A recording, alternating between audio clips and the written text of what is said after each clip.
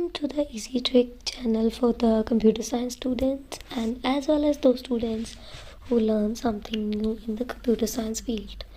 This is the new series related with the Python programming language, and in this tutorials we will learn about the Python programming language, where we use the language, why we use the language, and why it is so popular in these days for the using of any development or any application. So this is the first part of the Python, and in this language we will learn about the many things related with the languages and the language Python. So the language Python introduction is very important because there are question arises in the Python that what is Python, why we use the Python, and where to use the Python. These particular things are very important for the MCQ questions and for the future variability constant functions, that why we use Python in the artificial intelligence also and in the other application areas also, and why it is so popular on that particular days.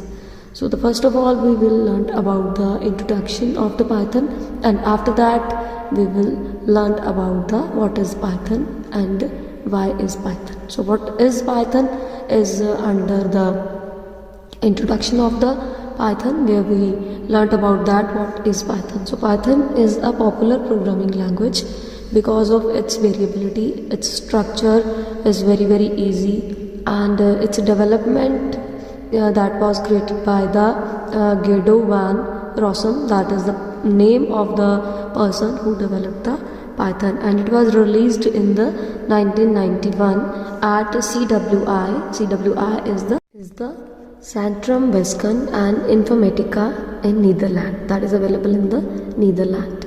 So this is the MCQ question also, that who was created the Python language, and in which year it was released and where it was developed. So this is the country name and this is the particular information or institution name where the particular thing is developed or Python is developed. So this is the theory question also and the MCQ questions also for the future exams. So it is a general purpose language and the high level programming language. High level programming language means जहाँ पे आप लोग कोई English से related जो words हैं वो use कर पाओ, इंग्लिश रिलेटेड वोकेबलरी है, कोई भी कांस्टेंट है, वैल्यूज़ है, एंटोनियम्स है, एनोनियम्स है, कुछ भी है वो आप यूज़ कर पाओ easily with the dynamic feature of the Python, where we related with the another parts that particular thing is related with the other code also. जैसे होता है ना कि आपने अनदर लैंग्वेजेस देखी हैं, वो भी हाई लेवल प्रोग्रामिंग लैंग्वेजेस कहलाती हैं. तो वो हम बात करते हैं कि अब ये क्यों इतनी पॉपुलर लैंग्वेज होती जा रही है पाइथन. बिकॉज ऑफ पॉपुलैरिटी का रीज़न ही यही है कि जो कोड डेवलपमेंट इसमें है वो बहुत फ्रिक्वेंटली यूज़ होती है हाई लेवल प्रोग्रामिंग लैंग्वेजेस के साथ, जो कि आपकी डायनामिक पर्पस पे यूज़ होती है. डायनामिक में क्या है कि इसके पास ऐसी कुछ चीज़ें अवेलेबल हैं कोड के अंदर जिसमें इसको कुछ सिंप्लिसिटी दे दी जाती है पाइथन को कि आप इजीली इसको यूज़ कर सकते हो. सो जो यूजेज होती है why we use that Python, और इसका सबसे पहला पॉइंट ही यही अराइज होता है कि it's very simple and easy to learn है. बहुत सिंपल इस वजह से है क्योंकि यहाँ पे हमें बार बार कोई कोड जो है वो लिखना नहीं पड़ता, कोड की जो रिटन पार्ट है वो लिखने नहीं पड़ते. ऑटोमेटिकली डेवलपमेंट पे भी इसके अंदर बहुत सारी चीज़ें ऑटोमेटिकली भी चलती हैं. जैसे होता है ना C++ में आपको पहले डिक्लेयर करनी पड़ती हैं चीज़ें स्टार्टिंग, लाइक इंटीजर =10 मीन्स कि अगर आप कांस्टेंट बीच में कहीं यूज़ कर रहे हो वेरिएबल, आपको पहले डिक्लेयर करना पड़ता है, सब कुछ पहले करना पड़ता है. बट इसमें ऐसा कुछ भी नहीं है कि आपको पहले कुछ डिक्लेयर करना पड़े या ऐसा कुछ भी आपको बताना पड़े. सो इजी टू लर्न है, बहुत सिंपल है, प्लेटफॉर्म इंडिपेंडेंट है, मीन्स कहीं पे भी ये इजीली चल सकती है. आइदर विंडोज़ का प्लेटफॉर्म हो, आपका मैक का प्लेटफॉर्म हो, iOS हो, यूनिक्स हो, लाइनक्स हो, कोई भी प्लेटफॉर्म होगा तो ये इजीली इंटरप्रेट हो जाती है. इसमें ऐसा कुछ भी नहीं है कि ये इंटरप्रेट नहीं हो सकती.